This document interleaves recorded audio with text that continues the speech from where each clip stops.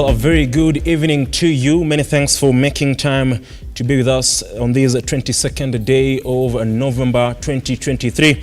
Just a few days before the Christmas festivities begin as we get into December. It was just the other day that we were starting the year, but now we are on the tail end of this particular year. Now remember, you can watch this particular bulletin on our Facebook and YouTube pages at Lookuptv, as well as engage with us. Now we begin this particular bulletin with matters El Nino preparedness, and today, by the way, the CS for Transport, that is Kipchumba Murkomen, was in the Senate to answer questions regarding his docket and how this docket is prepared to counter the El Nino rains in regards to destruction of property or infrastructure across the country, as well as the state of the Jomo Kenyatta International Airport. Now let's get going. And Roads and Transport CS Kipchumba Murkomen has said that the government is committed to repairing damaged roads in the country. Appearing before the Senate Plenary Committee, where he was required to brief the committee on the state of roads and airports, the CS noted that interventions are in place to improve infrastructure, especially during the El Nino rains. Part of the roads in the country that were constructed under low volume seal. The Speaker, in most, you will agree with me that including your county, including Kakamega County, and a number of counties in this country, almost every county had at least a road for low volume seal.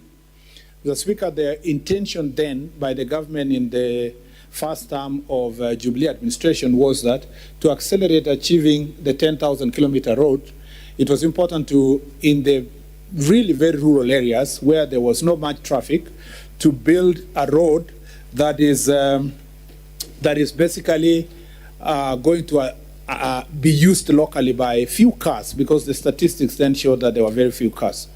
Unfortunately, or fortunately, every time you construct a road, it attracts higher traffic volume. The problem is that in your area, there is also big lorries that are using the same route. It was never intended that lorries should use that route. As a result, Mr. Speaker, we have decided that going forward, low volume seal roads are not going to be constructed in future. We will only use standard road constructions,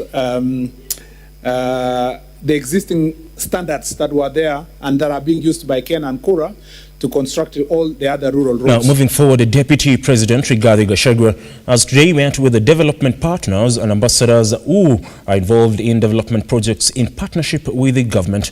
The event, held at his current residence in Nairobi, seeks to provide high-level policies, development strategies, and increase absorption of externally funded programs towards the well-being of the nation.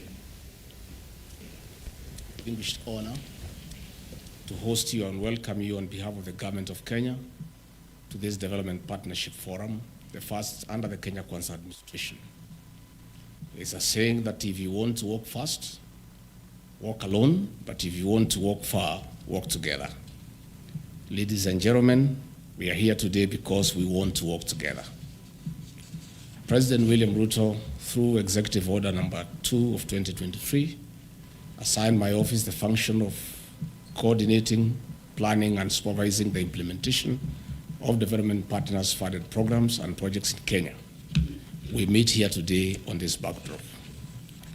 Excellencies, ladies and gentlemen, the government of Kenya subscribed to the principle of effective development cooperation, of ownership of development priorities by developing countries, focus on results, inclusive development partnerships, transparency and accountability under the Global Partnership for Effective Development Cooperation.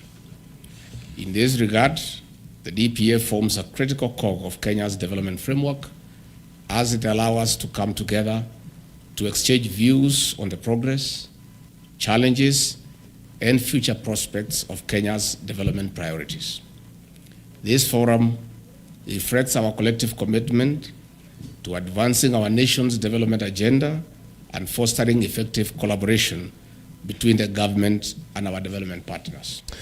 On to matters, El Nino rains, and in an harrowing incident in Makima, Embu County, 2 people narrowly escaped death when their car was swept away by flash floods from the Mashamba River. The residents are now petitioning the government to construct a permanent bridge over the Mashamba River, noting that the current situation is a ticking time bomb.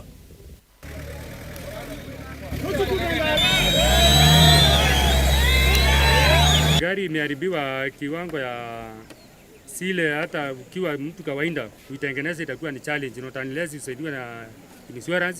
Na kutoka kwa ile bridge mahali imekuja kusimamishiwa na maji ni around kilomita 1 hivi ama half kilometer. Maji ikaanza kuongezeka kidogo mpaka tukawa hatuwezi kupika jeki. Sasa sisi tukatoka nje, tractor ikapigiwa simu, hatukusaidika. Watu wakapigiwa simu, hatukuona mtu. Kwa hivyo tunaomba serikali tutengenezee daraja. Sisi kama watu wa Makema tunataka tupewe ile BQ ambayo ilipewa huyu contractor, tujue ni kazi gani ambayo alikuwa anafanya kwa hii mtu. Tusiambiwa mambo ya kwamba kuna mvua ambayo inanyesha, kwa sababu ile contractor alikuwa anafanya kazi kwa hii barabara, alikuwa hapa kabla ya mvua kunyesha, na alimaliza kazi ambayo anasema alifanya kabla ya mvua kunyesha. Kwa hivyo hizi disasters zinaendelea hapa ni disaster ambazo shirika letu la KERA linapaswa kuwa limezuia tangu kitambo. Now, 2 suspected bandits were killed on Tuesday night at Kibwantome Ndumuru area in Igembe, Meru County after a fierce gunfire exchange with National Police reservists before driving away with over 300 animals. One herder was also killed in the melee.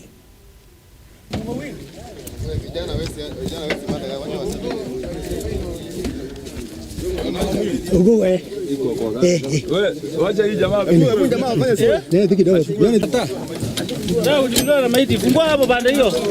Fungua gari kwanza pale mlango iko wazi.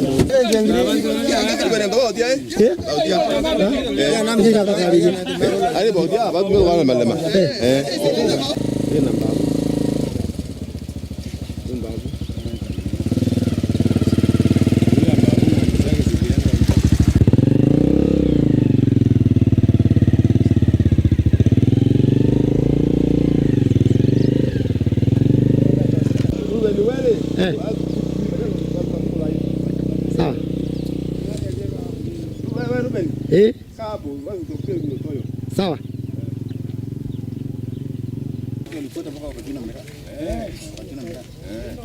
Lakini hata nyinyi ni kuuliza maisha moja, hata nyinyi mko na mambo kwa mashamba pia. Mkai kwa ng'ombe. Ndio ile akimeta.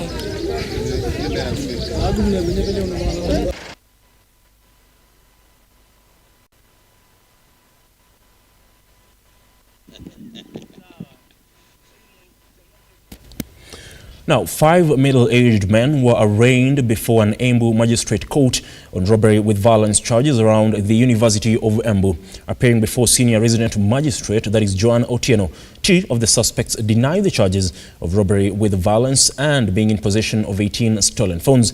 2 other suspects accepted the charges and were released with a bond of Kenya shillings 50,000 with a surety of the same amount, with sentencing set for December 7th.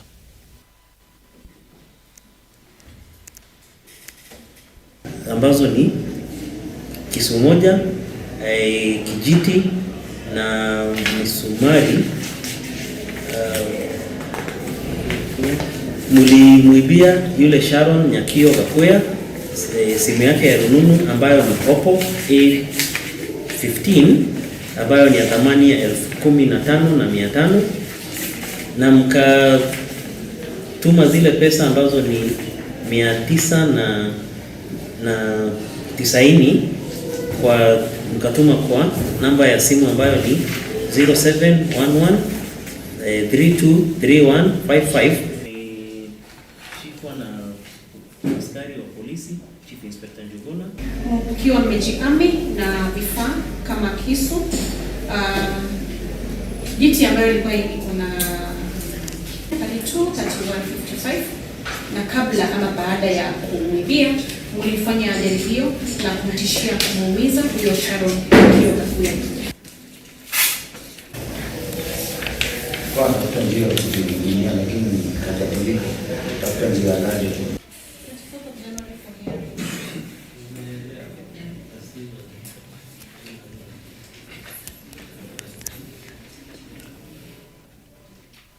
Now from Embu to Meru County, and a section of Meru MCAs have called on President William RUTO to dissolve the Meru County government and create a Meru metropolitan government to ensure service delivery to the residents as the leadership row continues to hit the county.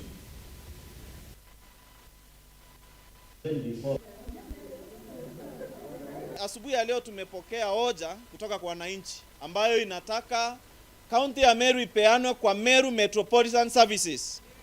Na tutaenda kwa wananchi kwa sababu gavana yeye ameenda sasa kufanya kazi ya kukusanya signatures, afanyii wananchi kazi tena. Sasa sisi tunataka kuunga ile hoja mkono, sahihi zikusanywe tupelekee rais. Gavana akikusanya sahihi zake na commission maalum kuundwa kukuja kuangalia masuala ya Meru, commission ile Meru Metropolitan Service iweze kuwa ikiendeleza kazi ya Meru. Gavana na yeye aendeleze maneno ya kukusanya sahihi za kumpeleka nyumbani. Hayo mambo yote yataenda kwa pamoja, na pia sisi tutaunga ule mkono ya kwamba rais aunde Meru Metropolitan Services, na sisi tutawafanyia bajeti, tutafanya na wao kazi. Gavana na yeye akae pale akiwa ceremony akingojea uchaguzi wa kumpeleka nyumbani. I want to say that it's unfortunate that our county is headed in the direction that it has taken. Unfortunately, when we came from the Senate, the directives were for the leaders to sit down and have a direction for the county and work for the people. Unfortunately, the governor decided to take a different route. She decided that the best route to take is to dissolve the county government, of which we are not afraid. If that is what it will take for Meru to be saved, if that is what it will take for the Merians to get the services that they really require, so be it. We are ready to go down that road. But before we go down that road, we are requesting the national government through the presidency that today we are in receipt of a petition from members of the public in Meru requesting that let there be a Meru metropolitan. Now onto some sporting action now, and a total of 57 coaches and 14 referees from Kakamega County graduated after undergoing the CAF D training. Now the initiative, which was in collaboration between the Kenya Academy of Sports at the office of the MP for Navakholo and FKF Kakamega Empowerment. National team manager is kwa my instructors Jehova, acha tukaweze kuyatika. FKF Kakamega branch iko hapa ya entertainment. With your permission, the instructors wetu ambao kama kikundi, so our honorable member of parliament train hao watu wako na training mzuri sana. Mwalimu mzuri anapeleka wanafunzi wake waone example kwa ile wamesoma. Najua ya kwamba imewaelimisha na mnaenda kuhakikisha nidhamu ya wachezaji kwa uwanja inakuwa sawasawa, ili tuhakikishe ya kwamba tunaimarisha michezo ya vijana wetu hapa na county. Well, that particular story brings us to the end of this particular bulletin, but do remember we'll be coming to you at 7 p.m. with Lookuptv and the Insight at exactly 9 p.m. with more detailed stories, including the El Nino funds melee, which, by the way, 24 hours ago, the Deputy President said the national government had released around 10 billion shillings to county governments to counter the effects of floods. Now, today, the Deputy President again says the county government should not expect any money from the national government. Question is, which is the truth? Now, apart from that, the bipartisan committee today was meeting with the Treasury CS, that is Professor Njuguna Ndungu, to deliberate on the final issues before retreating to draft its report. Now, those two stories, among many other stories across the country, will be coming to you, or will be coming your way at exactly 7 and 9 p.m. But in the meantime, you can visit our website www.lookuptv.co.ke just to get an overview of the stories making headlines across the globe. But until then, do have yourself a wonderful evening, and like always, God bless.